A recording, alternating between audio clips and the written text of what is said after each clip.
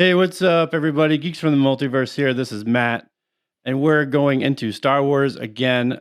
We're going into the original trilogy. This is episode 4, 5, and 6. And we're also kind of including Rogue One, which is not part of the original trilogy, but it's still a pretty good movie. We're going to be doing some notes on the trilogy, each movie, some interesting facts, which are actually quite interesting. So stay tuned.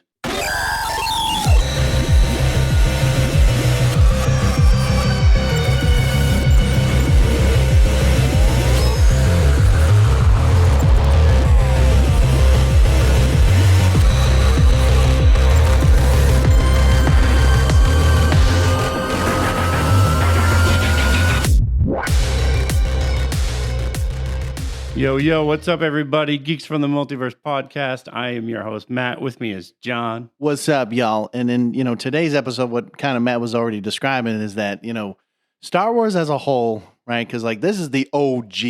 This is the OG status. Or the OT. Oh, the OT? What's the OT? What are you talking about, OT?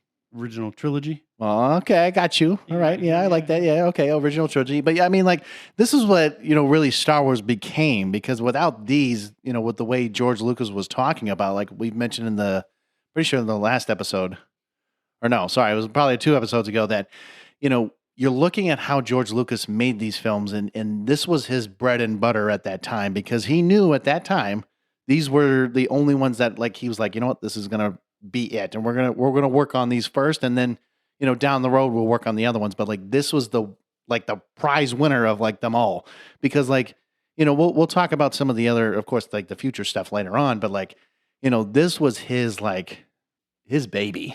This was his. I mean, and then this is where you also get to see, I know we mentioned in the first episode, but some of the merchandise and some of the things that were coming out. A lot of the movies, this is it. They were, again, we were talking about Boba Fett, I was mentioning back in the day where Boba Fett had that rocket propeller, rocket that would come out of his backpack, or his, really jetpack and stuff like that's the kind of stuff that you'd see in with some of the figurines and those T-shirts and, so forth. I mean, it was a big phenomenon, and it was, because of how these movies really did well back in the day, because I know we mentioned before, how would these movies play differently if, they waited, until the 90s, or until maybe they had better, special effects or things like that. It's weird that, how George was like, you know what, we've already mentioned, he was like, you know what, we're going to do them now. And then we're going to see how well, it was going to be a phenomenon, but he never knew, especially at that time, it was going to be a worldwide phenomenon. He was just going to make these movies and see what was going to happen. Right.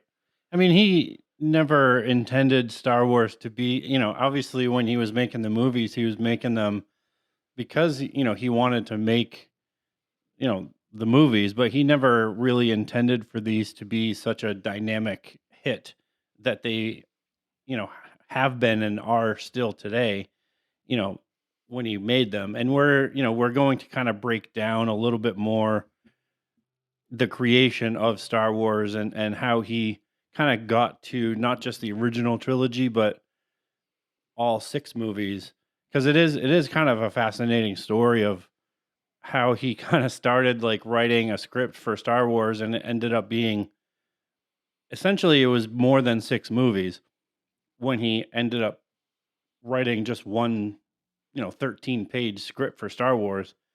It ended up being, and I think in the next episode that we're that we're doing, it ended up being a story treatment that was, I think in his words, was 3 or 4 trilogies long. Yeah, I mean, we'll say this again, but we'll talk about the other stuff later on. But where we're at now, I mean, we'll see how they do. But going back to really, of course, the OT of it all. The OT. These stories is granted, I know, yes, Matt and I actually just talked about this a second ago. Yes, granted, he was alive for the last 2 of the trilogy. I wasn't born at this point, and yes, I know I'm young. Okay, fine, whatever. But the point is even though my dad, yes, he was alive, he was, we'd always talk about certain things, but as I got older, of course, we were okay, let's watch these, and then like I said, I watched, first three, and then, as a kid growing up, and I was like, oh, okay, this is cool. Let's watch it.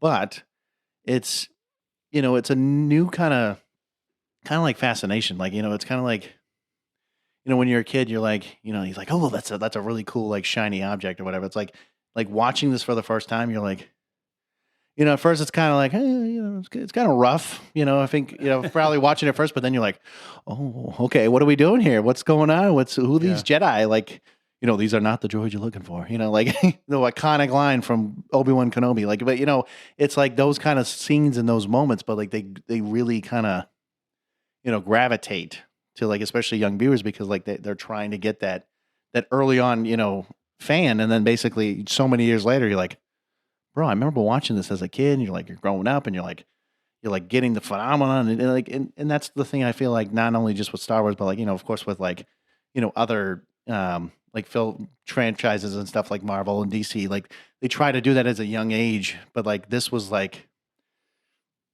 it kind of like, that's why I was telling you before, it was kind of like, you took that kind of Star Trek kind of phenomenon.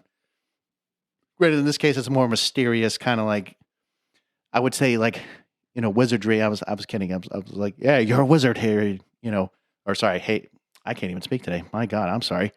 I was thinking more like, Harry Potter, like that kind of like mysterious kind of wizard, kind of like, but like in a sense, like we've talked about before, where, this is like a mystical force of like, it's mysterious, it's this and that. And so like when you're watching, Luke, kind of understanding what the force is from Obi-Wan, and he's kind of hinting. This is why I found it interesting in the beginning of at least the first film, is like Obi-Wan's kind of hinting at, he's like, yeah, I wonder why you have so many cool, things going on, because like he's like, well, yeah, I know your dad, but I'm not going to tell you who your dad is, until of course later on he finds out. But like, Right.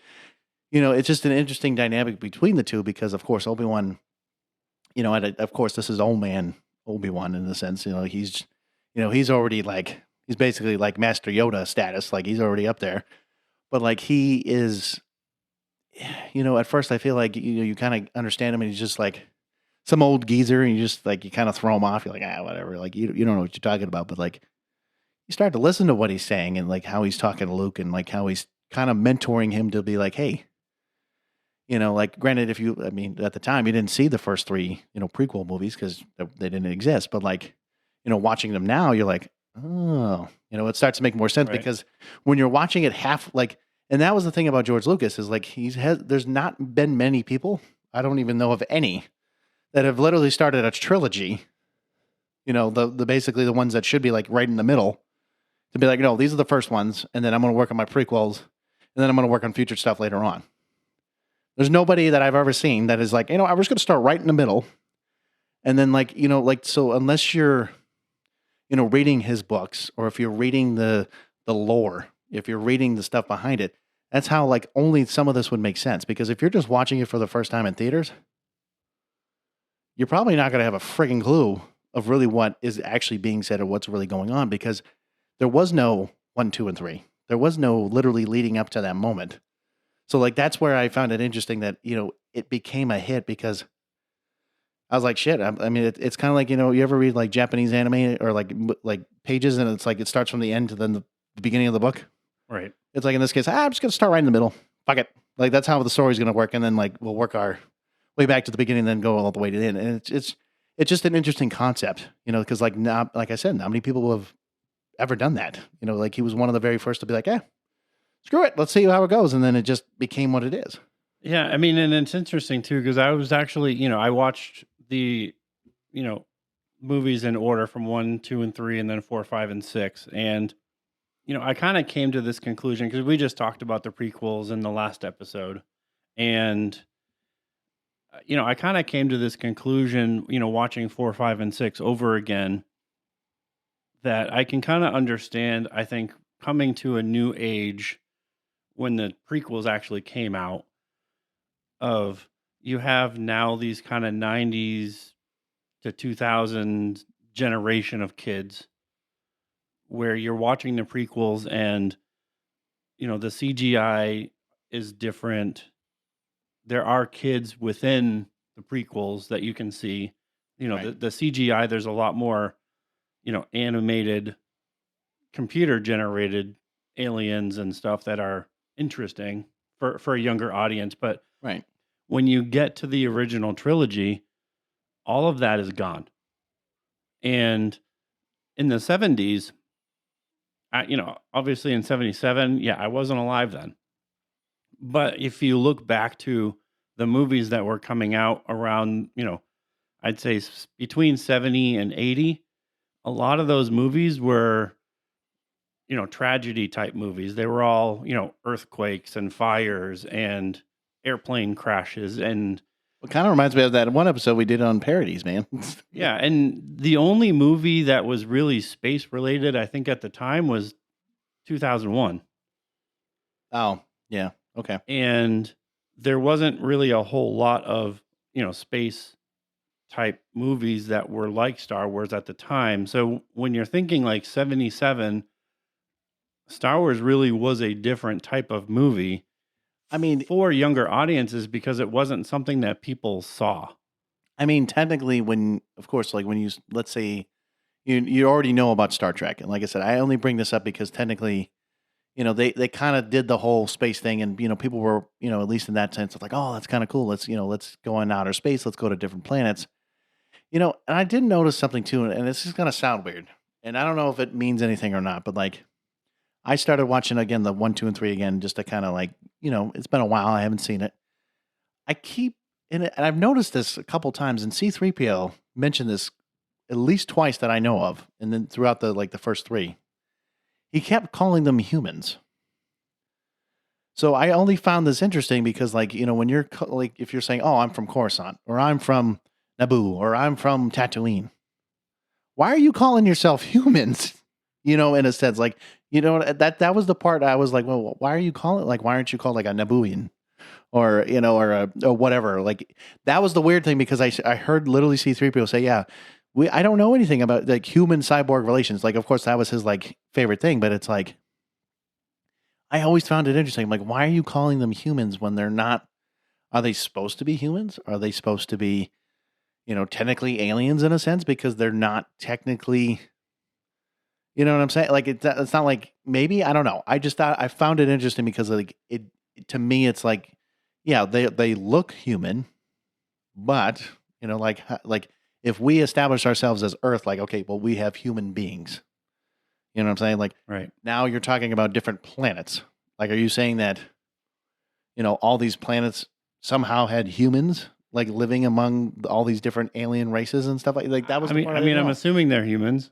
Well, no, but he they keeps might not saying be from they might not be from Earth, but I'm assuming they're humans. But how would you establish that? I don't know. I just found it interesting because when he kept saying like humans, and he was like, yeah, I don't know about these, like, this human behavior, and I'm like, I don't know. I just found it. I know it's kind of stupid and subtle, but it was like, I just was like, it's interesting to me, like, how they would keep saying like, oh yeah, they're humans.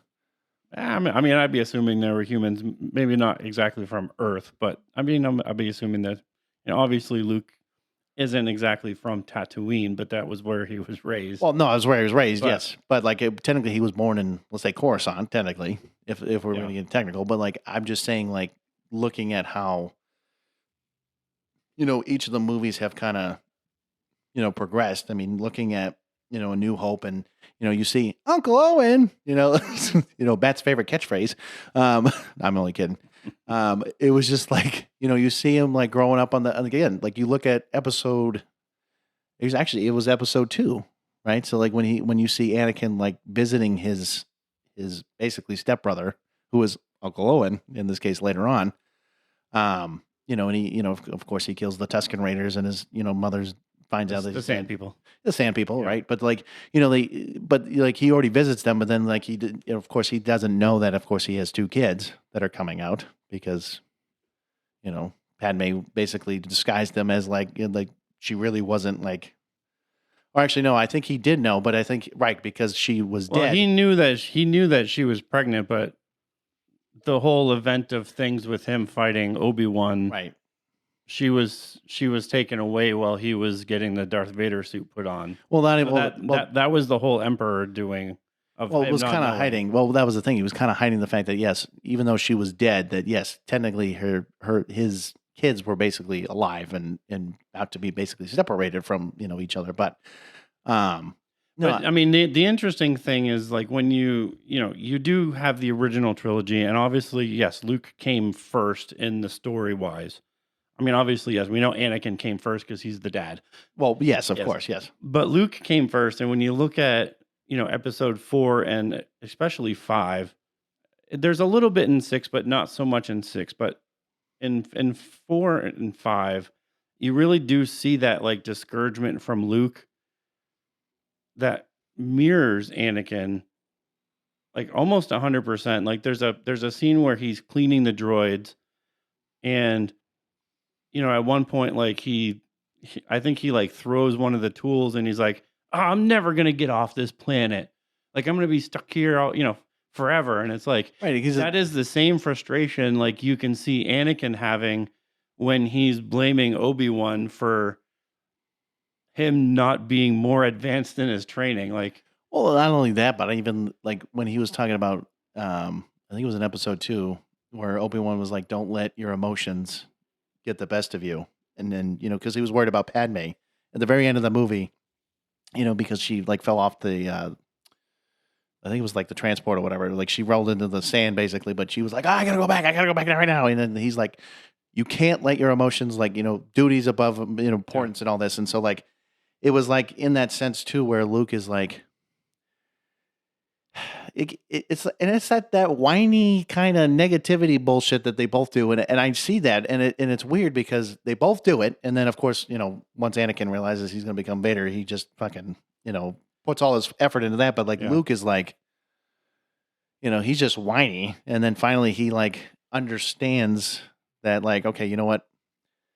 Maybe I shouldn't be a bitch anymore. And and start like, well, and I think start training more. you really look at Luke, and this is where I think Luke was different because when you're watching 6, and 6 is really kind of that pivotal moment where, he does kind of turn that direction where he gets really mad because, he kind of reveals that he has a sister, and Vader instantly knows it's Leia.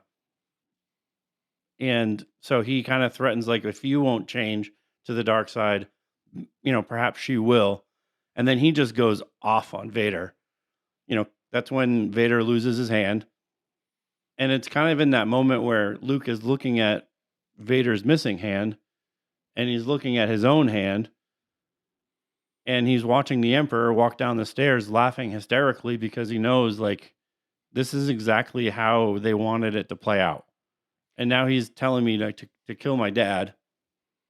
To basically take over. And basically what exactly happened with Vader, or really Anakin down the road. And it was like kind of that moment where he saw the darkness within Vader, but he also saw like Vader was who he was going to end up becoming. And it was all the Emperor's darkness that was kind of causing this. And that was what caused Luke to kind of come back and be like, no. And, ultimately kind of throwing the lightsaber away and, not choosing that darkness where, Anakin was really different in the regards of his main motivation was simply to protect the ones that he loved. That was the sole purpose of him going to the dark side. And Palpatine was the vehicle to get him to protect the ones that he loved, Well, which was Padme. well, yeah, but so that was the thing that was like and I think it was, I don't know if it was in the second. I couldn't remember where, but I think he was like talking with Padme. I think it might have been about his mother. And he's like, I want to be able to, like you just said, like the protecting piece of that. But he was like almost finding a way to like making sure that his loved ones could basically live forever and not Right. ever die. And so like that was, I think, the fuel for that, because especially with, technically Anakin's mother, dying, like that was his like almost wasn't quite there, but it was definitely a turning point where he was getting closer to the dark side. But like, then you saw Padme, of course, in episode 3, when all that was going down. Yeah, well, that granted, he didn't really know anything about, what was going on with her at the time, but like, it was like it was also like pushing and pushing. And I mean, you even saw him like grab her hand and like it was basically he was abusive. Like he was abusive and like Well, I basically mean, and he going he down. literally was force choking her until Obi-Wan, stopped it, and then that's where their, huge, pretty epic lightsaber fight in Right. Mustafar, Was taking place. through the lava and all that stuff kind of occurred. But that's when, obviously his legs get chopped off. And hey guys, if you haven't seen these movies, we're not worried about spoiling them. You should get out from underneath the rock you're living at And go watch him. and go watch them. We're gonna spoil them. Who cares? But that's when, obviously, like he loses the arm, he loses the legs, like he loses. He loses the fight because Obi-Wan had the high ground and he And shouldn't have jumped over him. well, right, because then his legs disappeared and now he basically had arms and he's like, it's just a flesh wound. It's like that same thing. So he, obviously he lost and Obi-Wan, walked away, and that's where, Padme was carted off and they went to Bail Organa's ship Right. and she gave birth and died. And then that's where Yoda and Obi-Wan were talking about splitting them off, and Making right, because that way Vader could Leia never went see. with Bail Organa to Alderaan, and Luke took. I Yeah. mean, Well, it was Owen. Yeah. Obi-Wan took Luke to Tatooine to stay with Owen. Right. And so like it just seems like, in that moment, especially with Anakin, it's like I mean, for him, I mean, clearly, I mean, he doesn't know it at the time, but it was like it literally was his worst day. Like it was the worst thing that he could ever do, but like not knowing that one, well, of course, now the love of your life is gone. So like then you're like, okay, what's Yeah. my purpose? Well, now my purpose is to try to find a way maybe to bring her back or to be able to, basically again protect the ones you love, and that was Well, what we yeah, were I mean, talking I about. think But at that point, because the Emperor comes in right at the end of 3, and he's like, what about Padme? And then he's like, well, she died. You killed her. And now he's kind of like just living with the fact that like he killed her, and there's like I think we talked about it where there's that like really awkward scene where he's like, no, yeah, he's like, like, you're like, and what's like going on? and like everything is crushing in that scene, but like he believes that he killed her when he force choked her, which also killed the kids. Right, and so now he's And blaming himself. so he doesn't really have anything else, so now he just follows the Emperor. And I don't think it's really until maybe the end of episode 4 or 5 when he learns that Luke is actually his son, that I think a part of who Vader is, that part of Anakin and Vader like kind of awakens. Right, and that's when you see in 6. I know is it because I'm pretty sure was it the 6 where Luke comes like they were on the it's that giant ship in the middle of like the desert. It was that like pit, right? Because it was where he kills Boba, or what we think he kills Boba in that like that giant sand pit, because it was really Jabba the Hutt that had Leia at the time because she was captured. That was a Sarlacc pit, yeah. Sorry, okay, sorry, I didn't know the technical term. Okay, I'm sorry, but so like yeah, it was basically it was with everybody else, but like okay, so like I think it was was it it had to be towards the end because it was right where he was fighting Vader, and like you were just talking about how they're laughing, or really Darth Sidious is laughing at the time because he's like, oh, how ironic, because he already knew like this was going to happen and that he wanted basically another apprentice to come underneath his wing. And like, Vader was like, I'm trying to end the cycle, man. Like, we're not doing this anymore. Like, and that's where you see that, where he's like, listen, I'm like, I see that is my son. He's like, he knows he doesn't want to fight him, but he's playing along. And then that's when you see him like, okay. And he basically picks his, Darth Sidious up and he's just like throwing him off with his lightning. And it just like, you think that he's dead. Yeah, I mean, there is a few brief scenes before that, where they're kind of walking down a corridor, and Luke is trying to be like, I still see the conflict within you. There's still good in you, and that's where Vader's really like, it's too late for me, son. I'm too like. It's kind of that conversation, like he's like, I'm too far gone now, like. But it's one of those things like you kind of look at it and it's like one he is calling him son. He's not just calling him like Luke. Right. He's acknowledging the fact that There's it's a his son. clear connection where you know, Vader slash Anakin hasn't completely lost that love to protect the people that he loves. And I think when he learns that Luke is alive and Luke is his son, Right.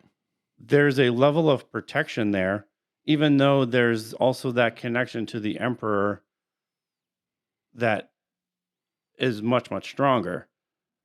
But, he's like kind of doing the dad thing where he's looking at his lightsaber and he's like, "Oh, Obi-Wan taught you well." And he's looking at his lightsaber. He's like, "Good job, son. Good job." It's like that That's really weird. weird scene where he's like looking at it and, Luke is obviously trying to get him like, "There's still good in you. You can still come with me." Like, and he's like, "It's too late for that now." And that's when you have that whole scene with the Emperor and like, obviously they're fighting and, Well, right, and then that's where kind of like Luke is like, because he was basic. Well, it was Darth Sidious basically having the lightning oh going yeah, against Luke, he was cooking him like a hot dog. and And, then that's when Vader.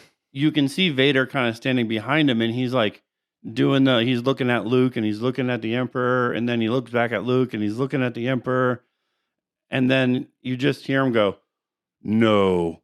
And then yeah, that's when he kind of picks him up and he throws him over that railing and it's just a kind of a cool moment because it's like Well, and then Luke was right that whole time where there was a part of Anakin that was still there. then you realize that you're like, okay, well, makes more sense, and not only that, like you're seeing the human side, really the human side of now Anakin, where yes, he's done. Don't get me wrong, Vader's not in any of this conversation. Like he's done some shit, but like now he's like, you know what? If I can do one thing, my last final wish, then it's like, okay, you know what? Maybe if I can basically end the cycle of what Darth Sidious was doing, maybe I can try to end And I this. don't even think it was really just about, stopping Palpatine. I think it was really he was trying to protect Luke. No. I agree. I don't even think it like he was even thinking to the fact of like I need to stop Palpatine from doing Well, I mean, what he's doing. I want to stop him from killing my son. killing my son, and that was kind of in the moment, picking him up and throwing him over the railing was like it did the trick, even though he Yeah. kind of sacrificed himself No, in the end. right. I agree with that. I'm just saying too. Like I think in some ways he was kind of like, listen, It was kind of like I've put up with your shit for so long. I was like, I've also like, and yes, now that I see my am son, so sick of your shit. well, I mean, literally, I mean, because if you think about it, I mean, yes, you're absolutely right with the whole son piece. Because again, that's that protective instinct, and now he's like, okay, well, he is my son, but like, I fully heartedly also think not only because, of course, he was protecting his son, I think it was because now he's realized what he has done with the empire and what they've been trying to accomplish, and now he's kind of more like, okay, well, one, I'm going to protect my son, but two, I'm trying to again. I was thinking more like stopping the cycle. Yeah, I mean, basically I think what, there was kind of a redemption factor. And that's what I mean. and Like, that's- having that moment of like, okay, well, I know I screwed up, but now I can hopefully redeem it in a sense of like, let me get rid of his ass real quick. Yeah, and you see that kind of when he, towards the end of that, when he takes his helmet off and he's like, I want to see with my own eyes. And, Luke is trying to say, like, I can still save you. Like, come on, get up. Like, let's go. And, he's like, you've already saved me. And you can tell he's different now. Well, yeah, I mean, granted, but well, I mean, obviously in he's the dying, movie, but well, when you look at him in the movie and he's all ashy and he's like, Well, yeah, I mean, granted, but the thing is though, is like, again, if you're just watching it for the first time and you just see his face, you really don't know what exactly happened to him unless you actually, like I said, you read the books or you read something about it, because you don't know what really happened to Darth Vader. Like I said, unless you then Right. saw the prequels down the road, or you basically, saw or read the books, because that's what I'm saying about these movies is like, there wasn't a lot of context unless you had that piece of it before. Yeah, I mean, you don't really know what happened. I mean, obviously, you know that something must have happened, but I mean, back when this came out in '83, there wasn't really a whole lot of information. Let me go into some of the timelines here because um, your dog's barking like crazy right I hear that right now. So Rogue One, which isn't part of the original trilogy, but it's set, I think, like within minutes to an hour before the start of Episode 4. Well, so I know that the last scene of that movie literally sets up the Right. It's like right in the beginning of A New 4, Hope. yeah. Yeah. Between 3 and 4, there's 19 years difference. Really? Yes. And then between 4 and 5, it's 6 months. Really? Yeah. 4 and 5, 6 months. Then what? Like then 5 and 6 is like a year. And then 5 and 6 is 3 years in between. That's a long time to not know exactly what's been going on in that time because Yeah. So you look at that timeline. So I understand Rogue One. I mean, now, granted, in the beginning of the New Hope, you see that Leia is again, she's now worried about her planet because that's when Vader's like, okay, you better talk or we're going to blow up your planet of Alderaan. And you're like, watch me. You're like, and then she doesn't believe him. And then all of a sudden, Well, they're looking for the stolen. I mean, they stole the. Well, no, I know it was the data tapes for the. Right. Well, actually, it was Death Star. the guys in Rogue One that did that prior. Well, because they uploaded it to them. Right to the Rebel Alliance. And then she obviously gave it to R2, who R2 and C-3PO left in a escape pod. Right, and was hanging out with basically now Luke at the time, and not knowing like he's supposed to basically meet with Obi-Wan, and you're like, well, Yeah. I know, but basically you see it's kind of like it's interesting because like I didn't think that 5 and 6 would have been a 3-year difference. I mean, because like at the time, especially in the beginning of 6, right, and it's like basically the kind of like a rescue attempt / escape plan to basically like get off this like again the Skylar pit.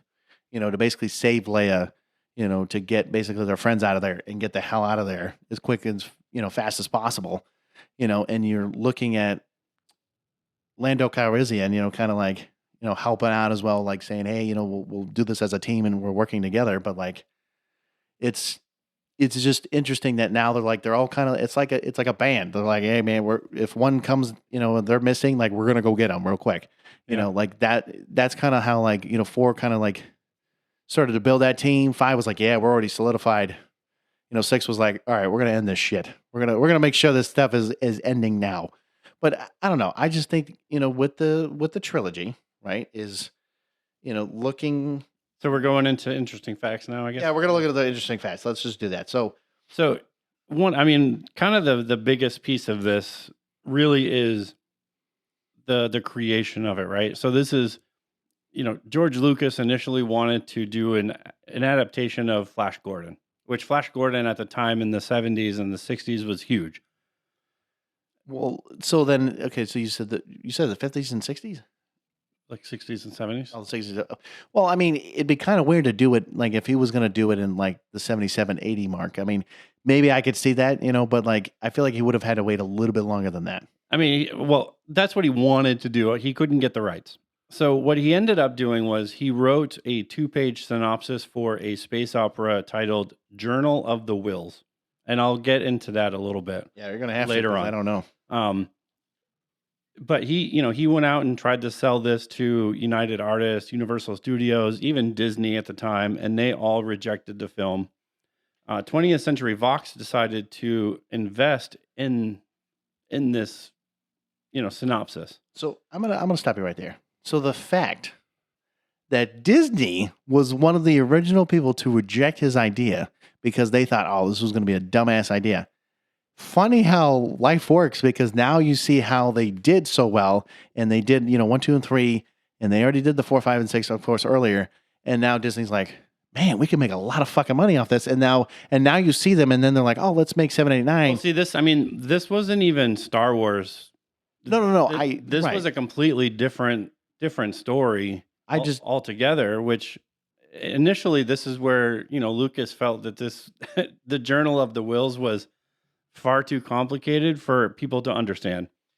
I think it probably in my guess, if he was writing it's not probably even more understanding. I think it would have been like, how are you going to get an audience to at least believe the idea, or like get if this is considered a new idea for his sake, right? Then how are you going to get the people to watch, like, the movie to like come out and actually start looking at all this stuff? I mean, because I agree. Yeah, I mean, I kind of looked into it a little bit, and to kind of I'm not going to explain it right here, but it's complicated. And I'm glad that he didn't go that route because in 73 is when he began writing the script for Star Wars. And the next year, the script expanded into, the screenplay, which added the Sith and the Death Star. But that's where the script grew too long. Okay. And the drafts of the screenplay basically were cut into thirds, where he used kind of the first third of it for the original trilogy. The other thirds of it were supposed to be a prequel trilogy and then a sequel trilogy. So basically, this huge, story and script that he was writing was supposed to be 9 movies altogether, and the third of it was just the original trilogy. Well, like I said, I mean, when we talked about how the technology wasn't there at that time to be able to do the first 3 movies, you know, I think where I think it just wasn't at the place where he was comfortable making the first 3 well, to tell the story that he wanted to tell. right, and I that's why I'm saying because like that's why I'm saying you don't see like I just said in the beginning, it's like you don't see literally a director saying, you know what, or really the creator of something saying, you know what, we're going to start right in the middle and then do all that because like I said, I mean I get it for that time. You got to make sure that the story is going to make sense. And like, with in this case, especially because now he, because of this movie and the movies itself, like he had to create his own special effects, his audio and all this other stuff, create the noises. So like he was already a pioneer in that sense. Like he was building this around as literally a franchise that he was not knowing that it was going to be as successful as Yeah. it Well, was. and a lot of this was only created because, 20th Century Fox actually bought into the script and what he was doing. So Yeah. when he started doing these movies, that's when he started Lucasfilm. That's when he started, Industrial Light and Magic, because those two things were kind of pivotal to creating Star Wars. Without the Well, creation of those, we wouldn't have a Star Wars at all. I was going to even say like when you talked about THX, throwing that audio in there and doing all that, like having him basically, like I said, it was weird how like this one guy literally, because again, having that creative control and doing all that, but like having the ability to, do basically a set and like, create different sounds, create the different, let's say, because I know some of the movies, depending on like which ones you're talking about, like some of it was claymation. Like, so you had to like, you know, basically make that effect of like, was the, what was Well, that giant space worm and like one of the moons? The Rancor Rancor? in one of them was, I think, in Empire was the claymation kind of animation. Right, but like, but you're also kind of like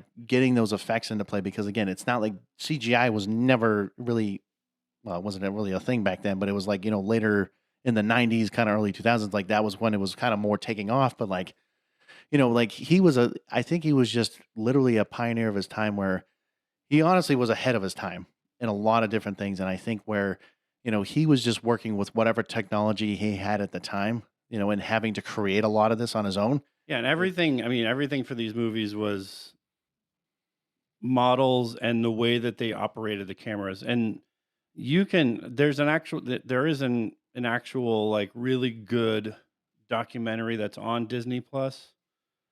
It's a little over 2 hours long, but it is actually really good on kind of the overall creation of Star Wars and kind of what went into the sound and the model making and the camera work and every little aspect of the story and everything. It's actually really, really good. And I mean, everything was models, and the way that they designed the cameras to, not just show movement with the ships and everything, because the ships weren't moving. It was all the camera work. Oh yeah, no, I get that. And they go into the matte paintings and how they were done and how they were used. And rewatching 4, 5, and 6, like I'm sitting there watching them, and I'm like, that's a matte painting. That's a matte painting. It's like they're all over the place, and in places that you don't think that they were there, They were there. they were there. And it's like, holy crap! Like that's, you look at in Cloud City, that entire background is a matte painting, But you and never would have known. you don't know that until you look at the clouds and they're not moving. Well, no, I mean, no, I You get know what what I you're saying, mean? but like when you're looking at the early designs of like their set pieces and like looking at how they were basically they were manipulating a lot of the camera and a lot of like that. Right. That's how they were creating those effects in a sense where it looked like it was moving.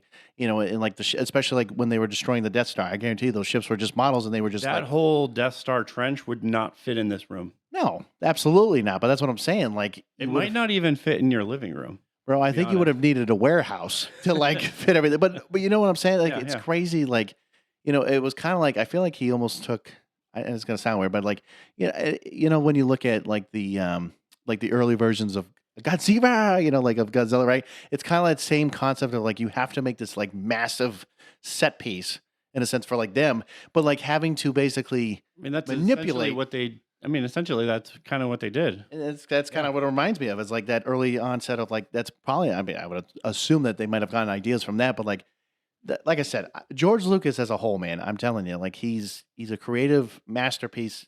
Brilliant artist. Like he's done everything because he like again was the pioneer to start a lot of this, and because you don't see many people doing it, but I do find this next interesting fact quite interesting. I'm gonna jump the gun here, but the interesting part is how Lucas.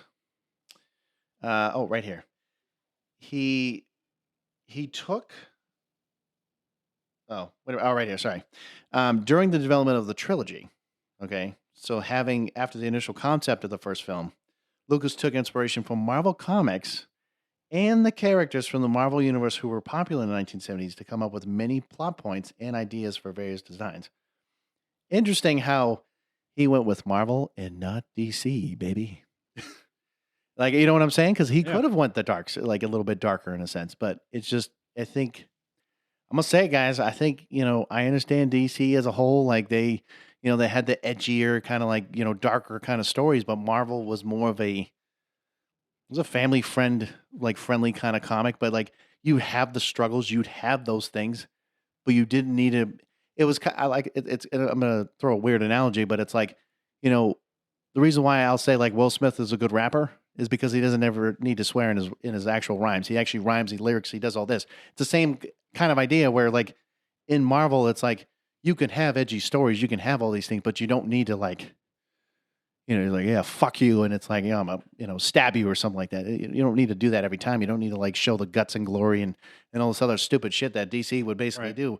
Marvel's like okay, well you can have a death scene without having like all the gory, bloody murder, basically, like brains coming out. Like, you know what I'm saying? Like, it's that same concept, but Yeah. it's interesting that Lucas was like, yeah, I'm gonna go with Marvel, man. I'm gonna take some of those ideas and take that kind of like concept and be like, hey, this is where I'm gonna go with Star Wars and have like the heroic sequences and have like the struggles between the dark and the the light side of the force and everything else. And it's like you see all this stuff and it's I think it makes sense for him to do that because of the kind of that popularity of back in the like I would say the 60s and 70s of Marvel where DC was kind of already early on like 30s, 40s, 50s.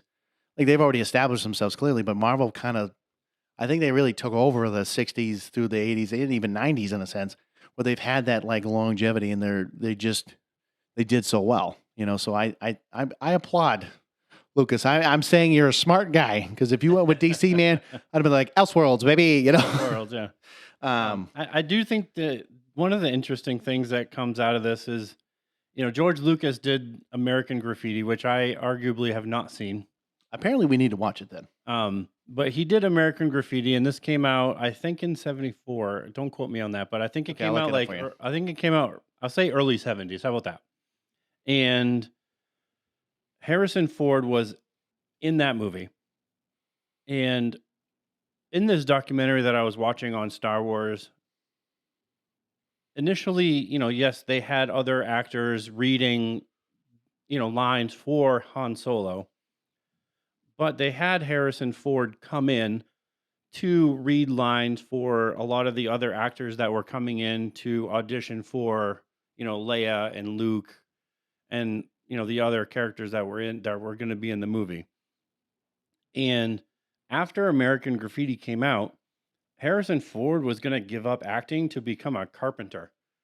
Can you imagine that? Like, Well, so I knew that was a true, fact about that because I did hear that he did give up. But that's why he was also older when he was doing that because he was like, whatever, I'm done with this Yeah. shit. And then he's like, well, let me go get an actual job and then go and do something else. But it is interesting that he was like, nah, man, you're not going to be a carpenter. You're going to come work for me. And then lo and behold, here he is now, so many years later. well, it was just him like reading those lines as Han Solo. Like he developed kind of like the like this is the line where Han Solo, like, he became Han Solo just reading those lines because he had such an understanding for the character.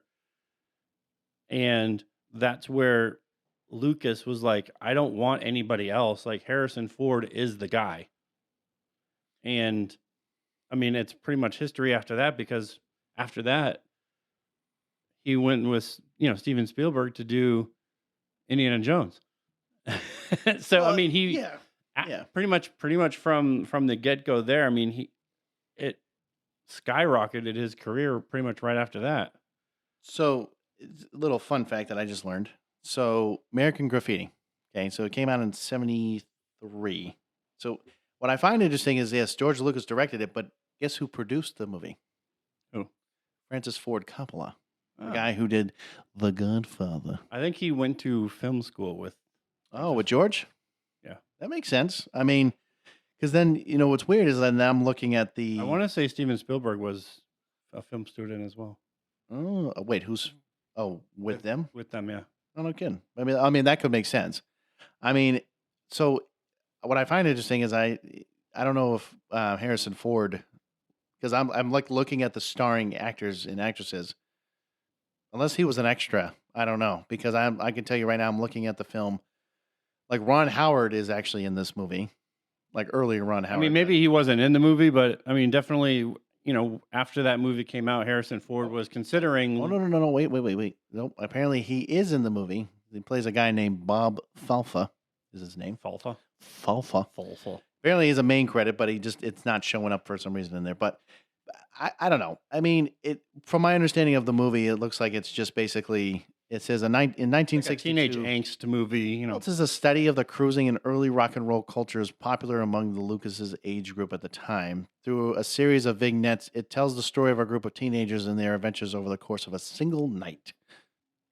That's a lot to do in apparently whatever amount of time. I remember cruising back in the day. Oh yeah, but I mean, in a single night though, man. I mean, to do all these adventures. I mean, I didn't have any adventures, but well, then I guess clearly you weren't a real teen. No, I mean, gas was only like $1.25 then. But don't get me started on how gas prices are. But so a couple more interesting facts, like the initial title of the script before it was changed to The Star Wars, John, the Star Wars, not anything else.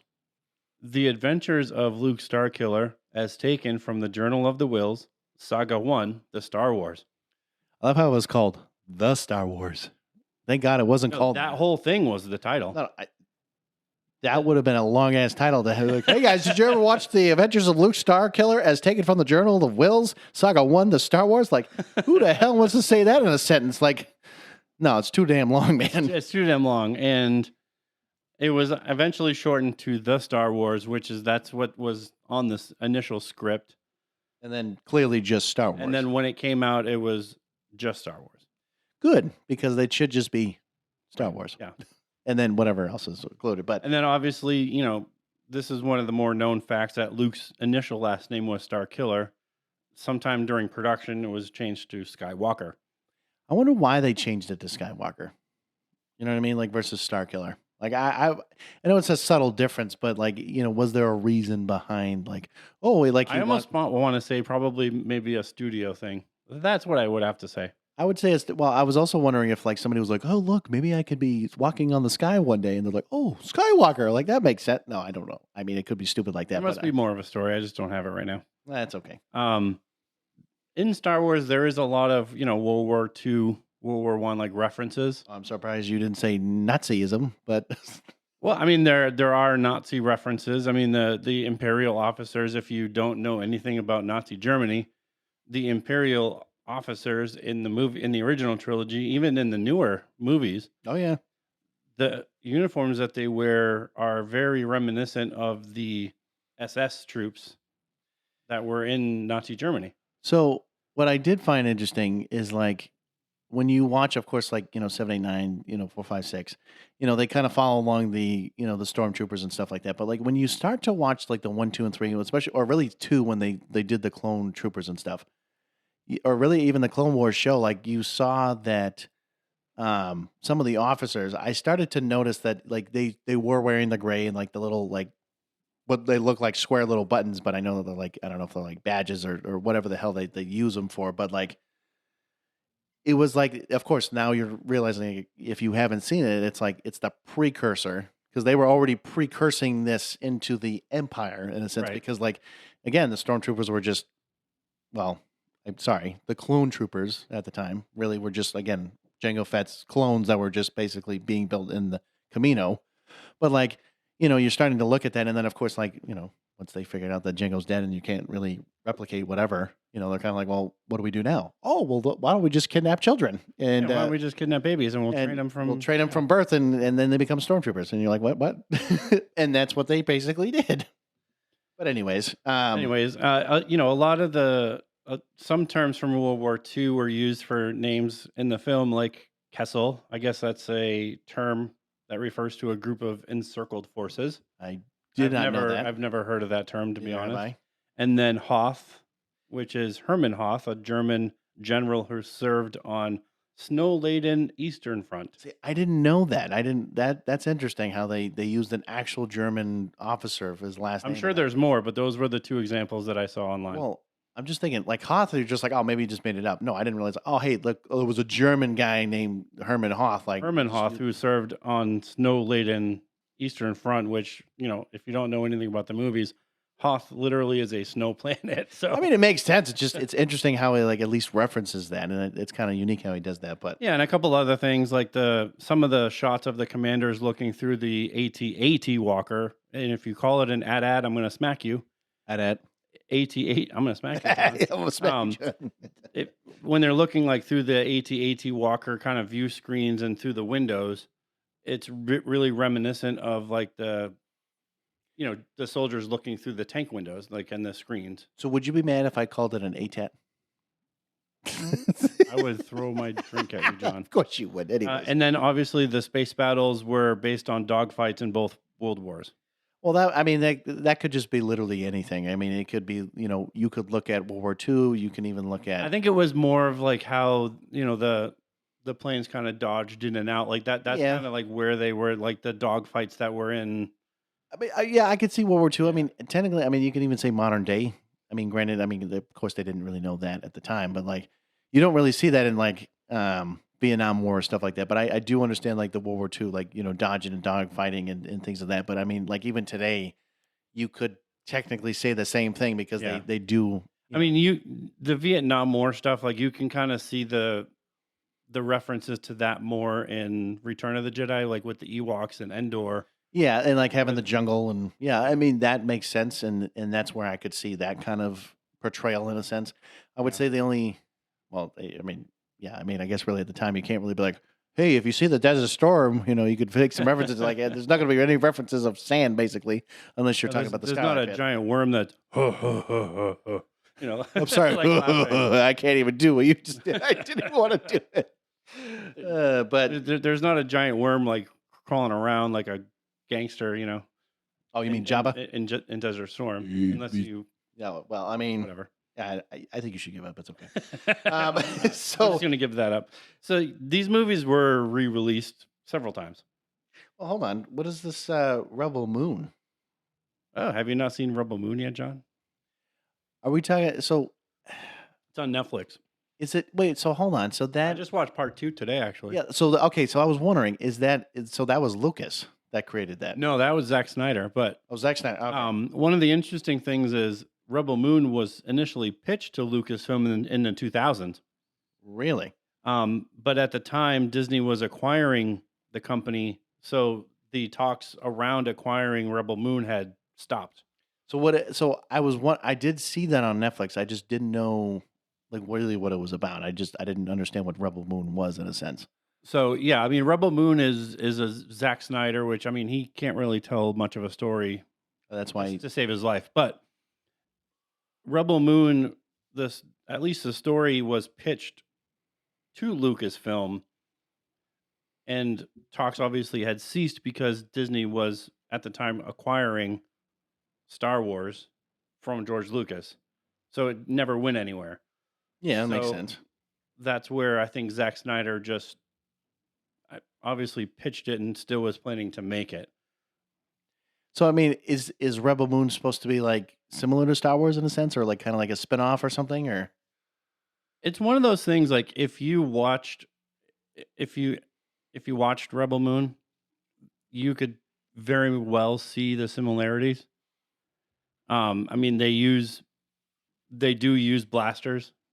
I mean, Okay. the blasters have more of like a lava kind of effect to them, and Okay. they do use like these swords that I want to say they're more of like fire or lava based. They're not really like lightsabers, Hmm. but they do light. I mean, there's ones that light up red and there's ones that light up blue. So I mean, you can see the. Okay, I see what You you're can saying. see the similarities, and there is kind of like an empire, but they call themselves the Imperium. Oh, you don't There say. is a rebel force. Hmm. Hmm. Sounds like a knockoff So version. there very well is similarities, and the story very well could be easily translated into a Star Wars universe if they obviously Star Wars did buy the Rebel Moon series movies, but obviously they didn't, and Zack Snyder made it themselves. But watching the movies, I was telling my wife, like, after I watched part two, I could not tell you one character's name in that movie. Well, and that's what I'm saying about like if we're talking. It's an easy concept movie to understand, but the character names are so foreign that like I think I would have to go like kind of look them up and really look at the story and look at the characters to really be like, "Oh yeah, this was so memorable. I know the story." I mean, they're not names like Luke or Leia. I mean, Obi-Wan is familiar. Well, I just think to me then if like this would be like a parody movie of Star Wars in a sense. Like, but it's not like spoofing it, but I would say like it's like almost a knockoff brand version of like how you'd kind of want to If you were going do to Star do, yeah, Wars. if you were going to do Star Wars, but you wanted to do your own version, this is what Zack Snyder's doing. Ah, great. So basically, he's ripping him off. Thank you for that, and go stick to DC Elseworlds, baby, because that's where you belong. That's what I'm saying. Zack Snyder can't tell a story to save his life. All right. So yes, the re-releases. So I know that in like we were about to say. So in '97, I know that they had that special release. And that's the ones that went to the theater. I think they went to the theater each time, but Yeah, I'm pretty sure. Yeah, because in 2004, another updated version of the film's released. 2006, bonus discs were added, and then in 2011, together. Yeah, because then that was the trilogy boxes for 1 through 6 at the time. right. And then where was the one? Like, what year was it when they updated with Hayden Christensen as Vader's like? I think the final updated version was 2004. Oh, so that's where they finally added him Because into the bonus discs that were added in 2006 were kind of like the behind the scenes stuff, and they did deleted scenes and they did like making of, like they Right. did extra discs. Right, and Um, I know 2011 is where they like I actually was so mad I don't even know if they still sell them anymore, but they had like it was a giant ass box. It was kind of like with Marvel when they did the Avengers series in a sense. They had like a nice collector's box, but like on the front of it was like Vader's face, and then it had like I think Yoda somewhere, and then it had like different things that was going on. But it was a cool box. Now, granted, it was like I'm pretty sure it was like $100 or something like that at the time. But like if you were that guy who was like, oh, I gotta get it, man, I gotta get all 6 in this nice little Blu-ray disc in a sense, then I could say go for it. well, at the time, I mean, I think Blu-rays were $20, and it was like, man, $20, man, I wish I had $20. Well, I mean, no, get me wrong. No, listen, man. I mean, I can say that it sucked growing up, man, because I don't know what it was with my parents, man. They would hate to get new movies. I mean, when I talk about like I'd watch the same. I'm gonna say it. I'm gonna say that right here, right now. I'd watch the same fucking movie over and over. I mean, to the point of like, holy shit! I'm about to go find. I was like, give me $20. I'll go get a fucking movie and we'll go watch it. It was that bad because literally we had like 20 movies we'd have on this like little nice little DVD rack, and I would sit there and be like, oh, let's go watch a movie. Now the best part, at least at that time, was like, I of course this is why I say this. I remember the days of one Blockbuster, and as well as when Netflix decided to do the stream, like not the streaming, but sorry, the disc service, where you'd go and be like, okay, well, I want this and this and that, and then they come in a couple days later, and then you hold them on for however long, and then you switch them out, and you can do the same thing again, And it was like that was nice, but now that streaming is out, oh my god, I mean, everyone's like, well, no, you don't need movies or like disc anymore. I'm like, you say that, but I'm gonna tell you something. How many times have you ever been somewhere and you're like, shit, well, I don't have internet. All right, I don't have this. Guess what? As long as you have a TV, a little disc reader, and it connects to there, you can watch any fucking movie you want in that sense. And I'm just saying it because, like a lot of people think that, streaming is the best thing. It's like, it's great. Yes, don't get me wrong, but like, you need to make sure you have a backup because if you don't have a backup to be able to watch something, come on, man, it gets boring. But anyways, I know I'm just kind of going on a tangent here, but looking at how the references, like the references that a lot of TV shows have made. There's so many. I mean, there's more that we could possibly mention in the time that we would even remotely have to record on this device that we're using. Yeah, I mean, it would be. I mean, the original trilogy. I mean, the way that it was made was revolutionary. What it did for movies was revolutionary. I mean, the original trilogy changed the way movies were made. Well, and that's what I'm saying about him being a pioneer in a sense. Like he created something that he never thought he was ever going to make billions of dollars on. But then secondly, creating the fact that he had a industrial light, in doing that, it created a blueprint for any future movies. I mean, literally, Industrial Light and Magic was created for Star Wars. Well, and then once Star Wars came out, and these other people were like, hey, I think I want to hire them to do my special effects for this movie. And for this, I mean, they did Indiana Jones. And I mean, they have thousands of credits now under their belt for sound, video effects. Like, I mean, it's just crazy how, when you look at like some really great directors and, actors and stuff like that, like, don't get me wrong, James Cameron, yes, he is a pioneer of his genre of how he's done movies and so forth. Right. But you look at a director who decided I'm going to go outside the box and I'm going to do more than what I'm actually being asked to do, and then create companies to help others really do well. So like you look at Steven Spielberg, you look at, probably more likely James Cameron, you probably look at, in this case, Francis, Ford Coppola, like all these famous directors probably had some kind of way of like, hey, we need to talk to you about some things and we're going to work with you because if he's doing some things, maybe I want to get him on board to help me with movies and I want to do this. And I want to do like, it's just interesting how this one guy, granted, I know apparently, I mean, I've heard rumors. I don't really know because I've never met the guy, that he's a very shy, very, quiet, kind of to himself. Kind of reminds me of you, Matt, a little bit is what I'm being told. And it's the truth, but it's funny how this one dude, like we just said, was making an insane amount of reputation, with just this one damn trilogy that you never would have thought in a million years would have ever gone the recognition or the success factor. Yeah. And, to be, at least in this case, like kind of going on with the inspirations here, when you start looking at like, so a lot of this would be a lot of animated shows, but like you look at Family Guy, right? You look at The Simpsons, you look at South Park, some funny ones like, Rick and Morty, Robot Chicken, all these other crazy ones, Family Guy and Robot Chicken actually did they did episodes. Well, not just episodes, but they did like a whole like Star Wars-esque like special, if you will. Like, yeah. So they've done like a whole like special on just like, I think Family Guy has like a special DVD release, right, where they had like Family Guy Star Wars special, and Robot Chicken did the same thing. Well, I mean, and for Robot Chicken, I think they basically a lot of them also did like a lot of different little skits of like how like say Palpatine. I don't know if like was walking through like a lot of the stormtroopers and the stormtroopers like, hey sir, hey sir. He's like, stop it, and he was like getting Yeah, frustrated. he's like going down escalators, and they're like, hey, hey.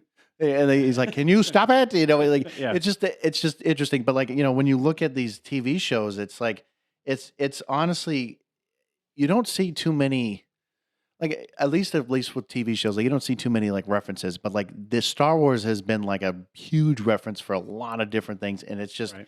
you look at these shows that have also done well. The fact that The Simpsons, being the longest animated TV show basically of all time. You literally can't beat Simpsons right now. Like they're still going, and it's crazy for the amount of seasons they've had. But like, the fact that okay, I didn't realize Toy Story 2 was referenced in a sense with Star Wars. What I didn't know that. I had no idea that Toy Story. I don't know where would that have been referenced in a sense.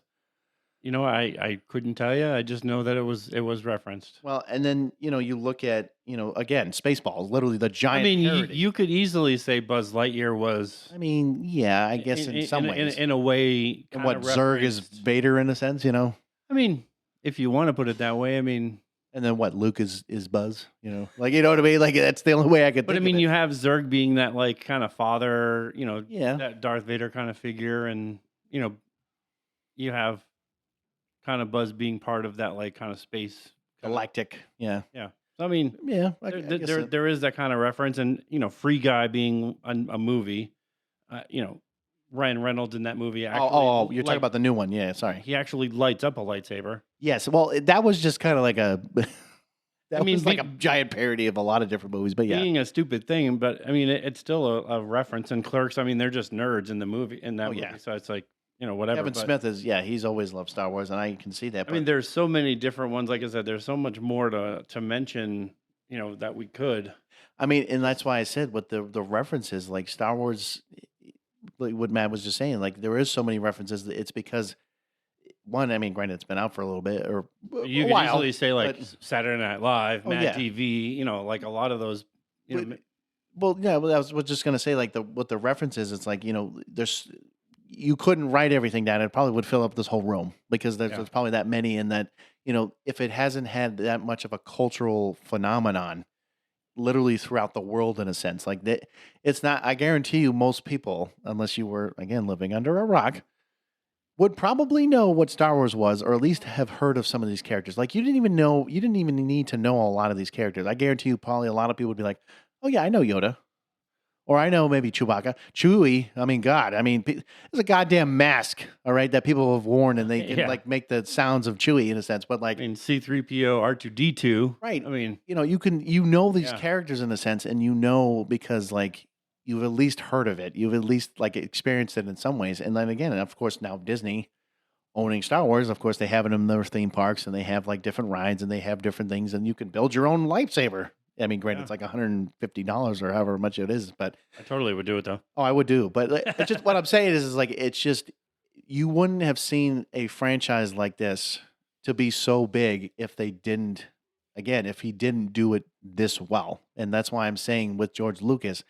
Without him really, like we've talked about, like having him hold on to the reign for so long and saying like, these are mine. And like, I need to make sure that these are exactly perfect in every way, shape or form, because this is the last, like he's not, the funny thing is about him, he doesn't want to reboot. You know that? He's basically saying, I want to make sure that this is perfect. Now, granted, in the future episode, the next episode we might be talking about, unfortunately, George might, maybe not like the direction in some ways of how things are going, but I'm just saying, I can at least in guarantee these he probably moments, doesn't like the direction that they.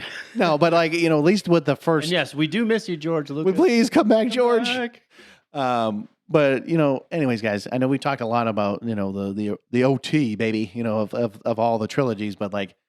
We appreciate, you guys listening. Oh, one more thing. Oh, just kidding. I forgot one more thing. What's the one more thing that we skipped over was my favorite creature in Star Wars. Oh boy, here it is, Jar Jar Binks. I mean, I'm kidding. What? Salacious Crumb. Do you know who that is, John? I have no idea who that is. So, do you remember in Jabba's palace? You have Jabba kind of like, I guess, laying on that. Wait a slab. minute. Wait a minute. Is this that stupid bird with the beak? And he's like, it looks like a bird, but he's like, and he's like jumping around. And yes. Oh God, I know what you're talking about. Favorite creature in Star Wars. That is the 100% my favorite creature. Anyways, I know. I'm sorry. It was just I understand, and I look at that, and I'm like, it's like those. It's basically like it was like in Jurassic Park. It's those stupid little dinosaurs that just like they jump around and they're jumping. Yeah. Same idea, but like in this case, it's more annoying because I don't know why he just became my favorite because he doesn't. I mean, all he does is that stupid laugh. And he's like jumping around and he doesn't really do anything. I mean, he does kind of pluck out C-3PO's eye at one point, but yeah, I mean, he doesn't do anything other than like just laughing at everything.